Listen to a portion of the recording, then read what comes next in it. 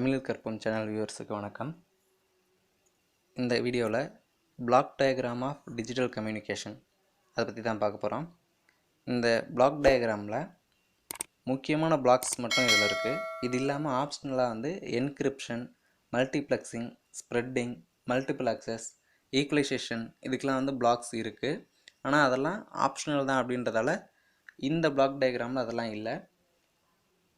இம்பார்ட்டன்ஸான blocks மட்டும்தான் இதில் இப்போ கொடுத்துருக்கோம். நம்ம சேனல் இது வரைக்கும் சப்ஸ்கிரைப் பண்ணாமல் இருந்தீங்க அப்படின்னு சொன்னால் சப்ஸ்கிரைப் பண்ணிடுங்க. அப்படியே பக்கத்தில் இருக்க பெல் ஐக்கானை கிளிக் பண்ணிடுங்க. அப்போ தான் நம்ம சேனலில் அடுத்தடுத்து போடுற வீடியோஸோட நோட்டிஃபிகேஷன் உங்களுக்கு கண்டினியூஸாக கிடைக்கும். கிளாஸ்க்குள்ளே போகலாம். இப்போ இந்த பிளாக் டயக்ராமில் மேலே உள்ள செக்மெண்ட் டிரான்ஸ்மிட்டர் செக்மெண்ட், கீழே உள்ளது ரிசீவருக்கான செக்மெண்ட். இதில் டிரான்ஸ்மிட்டர் செக்மெண்ட்டில் ஒரு மெசேஜ் சிக்னல் டிரான்ஸ்மிட் பண்ண வேண்டிய சிக்னலாக மாற்றி சேனல் வழியாக டிரான்ஸ்மிட் பண்ண என்னென்ன பிளாக்ஸ் வேணும் அப்படிங்கிறது இருக்குது. இதில் formatters, source encoder, channel encoder, base band processor இல்லை பேண்ட் பாஸ் மாடுலேட்டர் இதெல்லாம் இருக்கும் டிரான்ஸ்மிட்டிங் செக்மெண்ட்டில். கீழே உள்ள செக்மெண்ட்டில் ரிசீவ் பண்ணுற சிக்னலை மறுபடி ஒரிஜினல் மெசேஜ் சிக்னலாக கன்வெர்ட் பண்ணுறதுக்கான பிளாக்ஸ்லாம் இருக்கும்.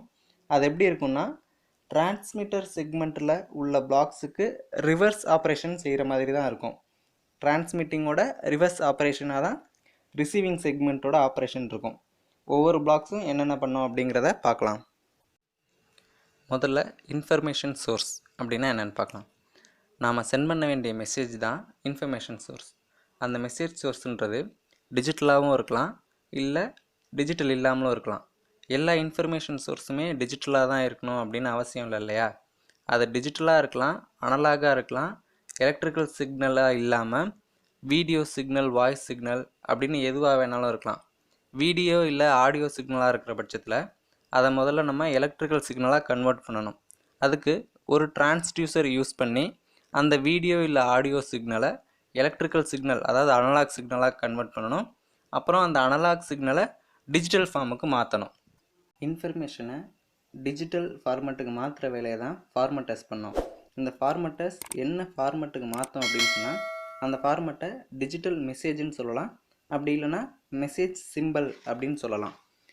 சோர்ஸ் என்கோடர் பிளாக் என்ன செய்யும்னா, இன்ஃபர்மேஷன் சிக்னல் அனலாக், டிஜிட்டல் இதில் எதுவாக இருந்தாலும் அந்த சோர்ஸை பைனரி சீக்வன்ஸை கன்வெர்ட் பண்ணும். இதுதான் சோர்ஸ் என்கோடிங் அப்படின்னு சொல்லுவோம். சோர்ஸ் கோடிங் அப்படிங்கிறது அனலாக் டு டிஜிட்டல் கன்வெர்ட் பண்ணுறது மட்டும் இல்லாமல் ரிடண்டன்ட் டேட்டா, அதாச்சும் தேவையில்லாத இன்ஃபர்மேஷனையும் ரெடியூஸ் பண்ணும். இந்த மாதிரி ரெடியூஸ் பண்ணுறதுனால அந்த சீக்வன்ஸோட பேண்ட் வித்தை ரெடியூஸ் பண்ணலாம். அதுக்காக இந்த சோர்ஸ் என்கோடர் அப்படிங்கிறது யூஸ் ஆகுது. ஃபார்மட்டிங், சோர்ஸ் என்கோடிங் இந்த ரெண்டுமே கிட்டத்தட்ட சிமிலரான ஒர்க்கை தான் பார்க்கும். ரெண்டுமே டேட்டாவை டிஜிட்டலைஸ் பண்ணும், அதாவது அனலாகாக இருக்கிறத டிஜிட்டலாக கன்வெர்ட் பண்ணும். என்ன ஒரு வித்தியாசம் அப்படின்னா, ஃபார்மட்டிங் அப்படிங்கிறது வெறுமனே அனலாக் ஃபார்மேட்டில் இருக்கிறத டிஜிட்டலைஸ் ஃபார்மேட்டுக்கு மாற்றும்.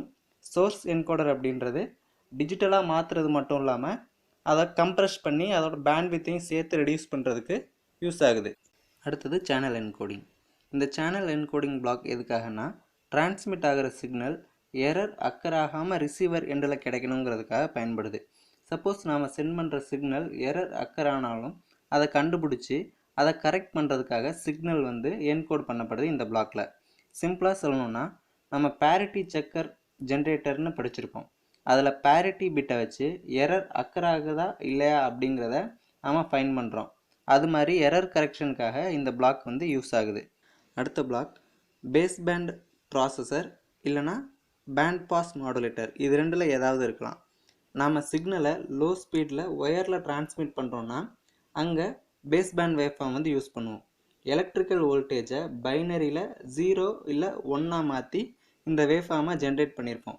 இந்த பேஸ் பேண்ட் வேவ்ஃபார்மோட ஃப்ரீக்குவென்சி டிசி ரேஞ்சிலிருந்து ஃபியூ மெகா ஹெர்ட்ஸ் வரைக்கும் இருக்கும். இந்த base band waveform pulse code modulate பண்ணி பிசிஎம் வேவ்ஃபார்மாக ஜென்ரேட் பண்ணியிருப்போம். இந்த பிசிஎம் வேவ்ஃபார்ம் டெலிஃபோன் அப்ளிகேஷன்ஸில் லைன் கோடிங் அப்படின்னு சொல்லுவாங்க. இதுவே நம்ம ஹை ஸ்பீடு டிஜிட்டல் டிரான்ஸ்மிஷன் பண்ணுறோம் அப்படின்னு சொன்னால் அங்கே பேண்ட் பாஸ் மாடுலேட்டர் யூஸ் பண்ணுவோம். ஹை ஸ்பீட் டிஜிட்டல் டிரான்ஸ்மிஷன்னா கம்ப்யூட்டர் சிஸ்டத்தில் உள்ள கம்யூனிகேஷனை தான் வந்து நம்ம ஹை ஸ்பீடு டிஜிட்டல் கம்யூனிகேஷன் அப்படின்னு சொல்லுவோம். இங்கே பேண்ட் பாஸ் மாடுலேட்டர் தான் வந்து டிஜிட்டல் டேட்டா டிரான்ஸ்மிட் பண்ணுறதுல ரொம்ப எஃபிஷியன்ட். ஒரு கம்யூனிகேஷன் சிஸ்டத்தில் band pass modulator block use பண்ணுறோன்னா அங்கே பேஸ் பேண்ட் ப்ராசஸர் வந்து தேவைப்படாது. ஏன் அப்படின்னா பேஸ் பேண்டை விட பேண்ட் பாஸ் மாடுலேட்டர் வந்து எஃபிஷியண்ட்டானது அப்படின்றதுனால ஏதாவது ஒரு பிளாக் மட்டும் நம்ம யூஸ் பண்ணுவோம். அப்படி பண்ணும்போது பேண்ட் பாஸ் மாடுலேட்டர் வந்து யூஸ் பண்ணுவோம். டிரான்ஸ்மிட்டிங் எண்டோட கடைசியில் சேனல் அப்படிங்கிறதுக்கும். சேனல் அப்படின்னா நாம் எந்த மீடியம் வழியாக நம்மளோட மெசேஜ் சிக்னலை சென்ட் பண்ணுறோமோ அந்த மீடியம் தான் சேனல். ஒயர்லெஸ் கம்யூனிகேஷனில் பொறுத்த வரைக்கும் அட்மாஸ்பியர் தான் வந்து சேனல். டெலிஃபோனிக் சேனல்னு எடுத்துக்கிட்டோன்னா அதில் நிறைய வெரைட்டி ஆஃப் சேனல்ஸ் இருக்குது. வயர்டு லைன் இருக்குது, ஃபைபர் கேபிள் இருக்குது, மைக்ரோவேவ் ரேடியோ இருக்குது. அதாவது மைக்ரோவேவ் சிக்னலை அட்மாஸ்பியரில் டிரான்ஸ்மிட் பண்ணுவாங்க, அது மைக்ரோவேவ் மீடியம். இப்படிலாம் நிறைய இருக்குது. சேனல் வழியாக நாம் மெசேஜ் சிக்னலை சென்ட் பண்ணும்போது 100% பர்ஃபெக்டாக அது வந்து ரிசீவர் எண்டில் ரிசீவ் ஆகாது. நாய்ஸோடு சேர்த்து தான் வந்து அது ரிசீவ் ஆகும். இப்போ நாய்ஸ் இருக்கும், டீக்ரடேஷன் இருக்கும். நாய்ஸ் அப்படின்னு சொன்னால் நம்ம யூஸ் பண்ணுற எலக்ட்ரிக்கல் டிவைஸில் தெர்மல் ஹீட் ப்ரொடியூஸ் ஆகும். அந்த ஹீட்டுனால நிறைய நாய்ஸ் வந்து உண்டாகிறதுக்கு வாய்ப்பு இருக்குது. இல்லை மேன்மேடு நாய்ஸ் ஏற்படும். அது மட்டும் இல்லாமல் அட்மாஸ்பியரிக் நாய்ஸ்ன்னு இருக்குது. இந்த இடி மின்னல்னால நாய்ஸ் வந்து நம்ம அனுப்புகிற சிக்னலோட சேர்த்து ரிசீவர் எண்டில் ரிசீவர் ஆகிறதுக்கு வாய்ப்பு இருக்குது. அப்போ நம்ம டிரான்ஸ்மிட் பண்ணுற சிக்னல் ரிசீவர் எண்டில் மெசேஜு, நாய்ஸு, டீக்ரடேஷனோட சேர்ந்து தான் வந்துட்டு ரிசீவர் எண்டில் கிடைக்கும். இப்போ டிரான்ஸ்மிட்டிங் எண்டில் என்னென்ன பிளாக் பார்த்தோமோ, என்னென்ன ப்ராசஸ்லாம் அது பண்ணுனுச்சோ அதே ஆப்ரேஷன் வந்து ரிசீவர் எண்டில் ரிவர்ஸில் கிடைக்கும். ரிசீவ் பண்ணுற சிக்னலை இங்கே பேண்ட் பாஸ் மாடுலேட்டர் யூஸ் பண்ணோம், அங்கே டிமாடுலேட்டர் யூஸ் பண்ணியிருப்பாங்க. அடுத்து சேனல் கோடர், சேனலை வந்து என்கோட் பண்ணோம், ரிசீவர் எண்டில் அதை டீகோட் பண்ணுவாங்க.